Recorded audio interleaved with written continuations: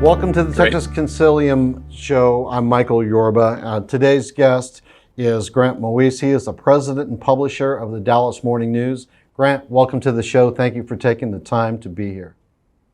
Thanks for having me, Michael. I appreciate it. Good to be here. And now I wanted to also offer my congratulations on your nomination to the Texas Consilium Business Excellence Award. Thanks for taking the time for the interview. Let's start with a few short words about your story, if I may. Give us some color, some feeling about yourself and your business, the Dallas Morning News. Well, Michael, for myself personally, I think one of those unique people that at about age 15, I knew what I wanted to do.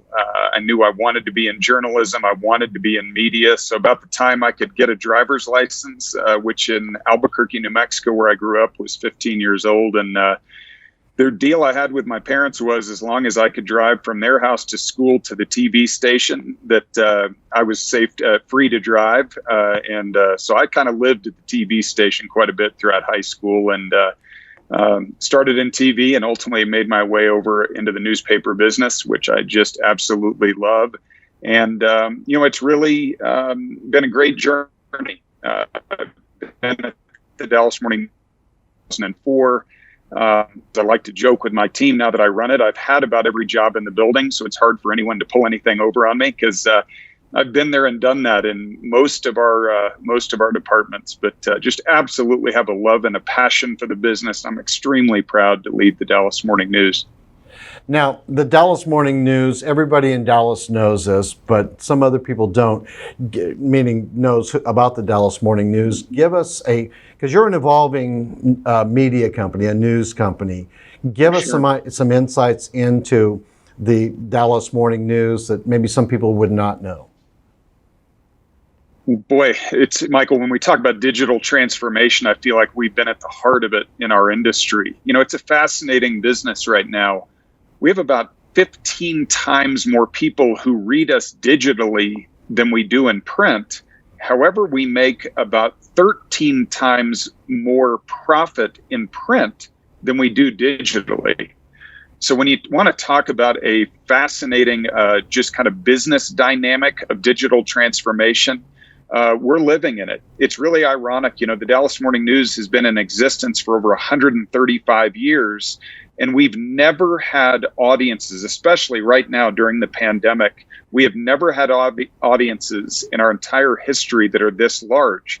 However, monetizing them on digital platforms is 10 times harder than it has been in print. But I'll tell you, I'm really proud of what we've done, because if you don't attract these audiences, we have over 10 million people a month who come to dallasnews.com to get their news and information. And so with those record numbers, now our job is go show them why it's worth them paying for, and why paying for our content digitally is better than free alternatives. And it's interesting. Our team has embraced it. We have a lot of fun. It's not frustrating at times, but I've got a team who absolutely embraces this challenge. But boy, we sit right in the middle of digital transformation, that's for sure. Give us your vision for the future with your business. Say 5 years out, where do you want to be with this Dallas Morning News? Well, the vision is really clear. The vision is I want us to go from being seen as, especially in an era where our country and our communities are challenged with this terminology of fake news. I want to prove that day in, day out, we are a news source that people can rely on, that is free of bias, that is balanced. And at the foundation of this vision, and it may sound simple, Michael, but it's not, which is we need to establish trust. Trust in media is at the lowest point it's been in about 2 decades. So the first thing we need to do is we need to go establish trust, which is hard to do because I only control one media company. And obviously there's hundreds just throughout our country.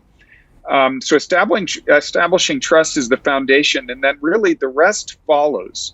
It is not lost on most people that subscriptions to newspapers have been in decline for well over a decade. However, the vision is we need to grow, and we should be growing. And the good news is right now, Michael, we are growing. But we're growing our subscription base right now in what we know in the coronavirus pandemic is an anomaly. But we will be growing this business. We will be growing it off of a base foundation of digital subscribers. And we also have a very robust, what I call digital marketing services business. We are very dynamic where starting about 7 years ago, I led our mergers and acquisition business. And when people in Dallas drive by Northwest Highway and I-75, you see the words Belo and Company up on the side of Campbell Center. And that is all of our digital advertising and marketing services executives who do a wonderful job servicing advertisers who want to reach all kinds of audiences through digital platforms. So we're going to be growing, and we're going to be growing digitally, but it's got to be done off of a foundation of trust. 100%. I agree with you. On that note, you alluded to it earlier in the conversation, but let me hone down just a little bit more on what makes your business special. You're different than the other news organizations that are out there, and I wanted to give the audience a flavor for that. I think what's different, first of all, is being local. Local media right now. The interesting part in the media business is that the national titles have figured out this riddle. You want to talk about the New York Times, the Washington Post, or the Wall Street Journal. All of those businesses are growing their paid audiences significantly. What makes us unique is that we're local. We need to help younger generations especially understand that being engaged locally and understanding what's happening in your local community is very impactful to their life. We're seeing it right now. And again, I know I keep referring to the coronavirus pandemic, but it may be one of the greatest gifts that local media has been given. The name Clay Jenkins wasn't even known by most citizens just 6 months ago. Understanding what power our county judge versus our mayor versus our governor versus the president of the United States has, it's really something special. But it's special because we need people, and we need to keep showing, and we have to keep teaching as to why the local journalism matters. And I think what people are learning right now, especially if you're wearing a mask, you're not wearing a mask, your business is able to remain open or closed, it's all because of the local officials, and you're only going to learn what's happening locally through a local journalism source like the Dallas Morning News. It makes us special because it really matters. It impacts all of our day-to-day lives. And I think right now we're all living through a pandemic where we really know if we're not informed, we're lost. So it's a great honor, but it's also a great responsibility. And I carry that weight very genuinely and very passionately. Great answer. Grant, the Texas Consilium Award is based on business excellence, and the criteria encompasses things like customer satisfaction, operational excellence, employee satisfaction, business performance, and more. So describe how your company exemplifies excellence. Michael, it's I think if any company or any CEO claims that they have reached excellence, especially in terms of customer service, it means they're not focused on it and scrutinizing it enough. We look at it in a couple different ways. As I mentioned before, there's two sides of our business. We have the advertising side of our business, and then we have the subscription side of our business. We are pulling what we call our members. Some people call them subscribers. We call them members. Where we're always tracking our net promoter score. We want to know how likely they are to refer us as a news source. We are tracking that every 6 months, and we are trying to see those scores continue to improve, which I'm really proud they have been now for 18 consecutive months. But again, if 18 consecutive months is not enough, I'd like to see 100 consecutive months, 500 consecutive months. I'm really, and I think we need to be obsessed with what the customer thinks about our business. On the advertising piece, excellence comes on our first key indicator, which is churn. Are they staying with us or are they leaving us? I'm extremely proud of the work that our company has done with our advertising clients. Our churn has improved 70% year over year. Which either could mean we weren't having a very good year last year, or we really have created improvements. I choose to look at the latter, but then again, it's one of those things that that needs to be improving year in and year out. And then on top of just looking at that leading indicator, we look at a lot of lagging indicators as well, which is they give us scores. We reach out to all of our clients and say, tell us how we're doing.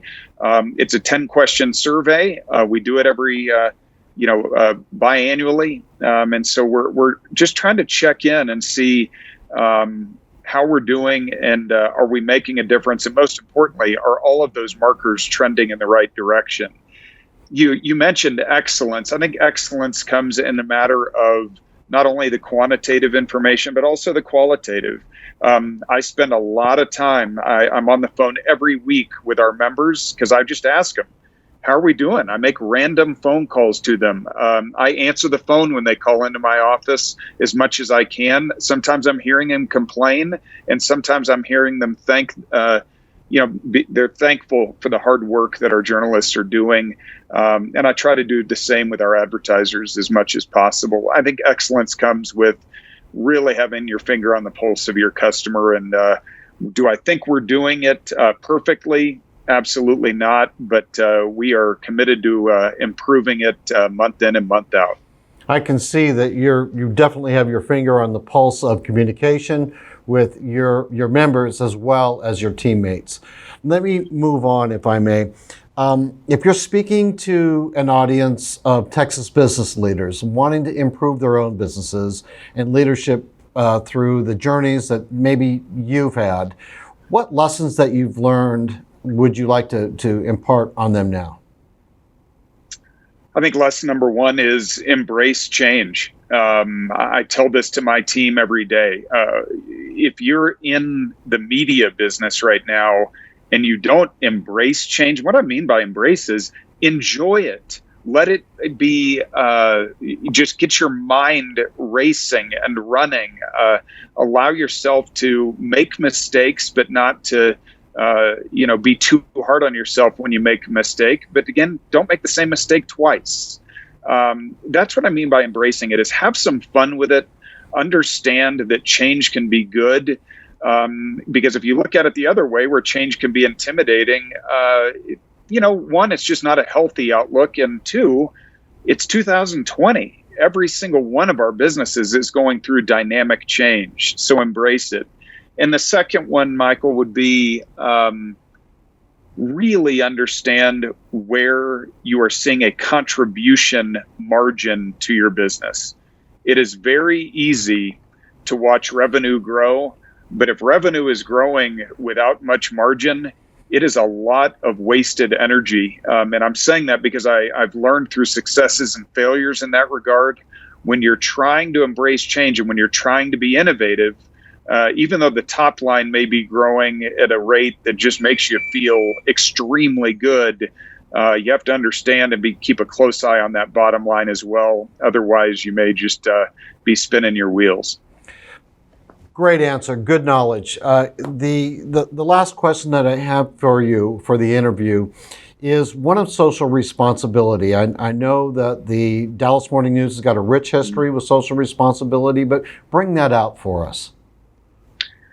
Boy, it's at the heart of what we do. It really is. There's really two key examples I'd like to share. One is we have something called the Dallas Morning News Charities. We've been doing this for over 32 years.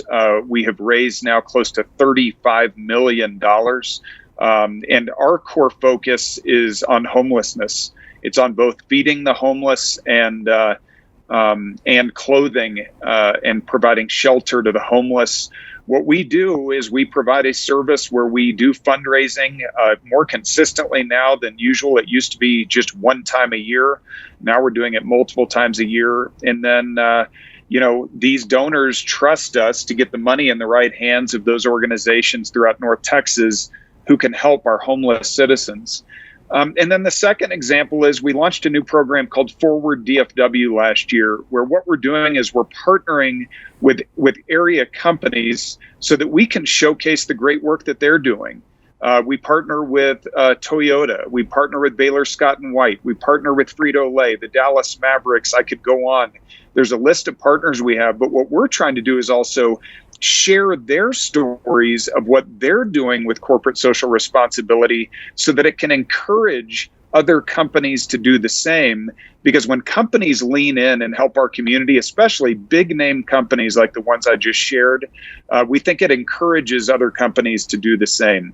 As I mentioned, we have over 10 million people every month that are reading in our news and information. So we really try to help those companies get their word out so they can be recognized for the great work they're doing in the community as well. Good work. Good work. Thanks for joining with us today for this interview. Stick around after we sign off with the audience. The Texas Consilium's got just a couple of brief questions for you, and I want to say personally thank you. But thanks for being here today. Thanks for having me. I appreciate it. You're welcome. All right, I'm Michael Yorba. Thanks for tuning in for the Texas Consilium Show.